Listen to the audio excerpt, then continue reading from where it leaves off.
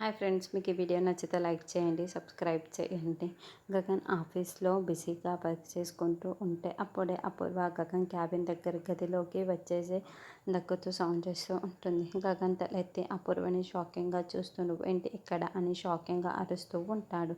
తెలుసు కదరా, నా కూతురు నిన్ను ప్రేమిస్తుంది అని అపూర్వ గగన్ ఇద్దరుగా నిల్చొని మాట్లాడుకుంటూ ఉంటే భూమి ఇదంతా చాటుగా వింటూ ఉంటే నక్షత్ర అక్కడే చాటుగా ఉండి ఇదంతా వింటూ ఉంటుంది. అయితే ఏంటి అని గగన్ అంటాడు. నీతో పెళ్ళికి ఒప్పించమని ఇక్కడి దాకా తీసుకుని వచ్చాను అని అపూర్వ అనడంతో ఏం పాసిబుల్ అని గగన్ అంటాడు.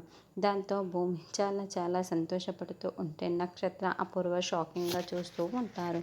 అయితే వెంటనే గగన్ అని అనుకున్నావా అని గగన్ అనగానే అపూర్వ చాలా చాలా టెన్షన్ పడిపోతూ షాకింగ్గా నా కూతుర్ని పెళ్లి చేసేసుకుంటావా అని అపూర్వ అడుగుతూ ఉంటే అవును, నేను పెళ్ళికి ఒప్పుకుంటున్నాను అని గగన్ ఒప్పుకోవటంతో భూమి చాలా చాలా టెన్షన్ పడుతూ ఉంటే దూరంగా వింటున్న నక్షత్ర చాలా చాలా సంతోషపడుతూ ఉంటుంది.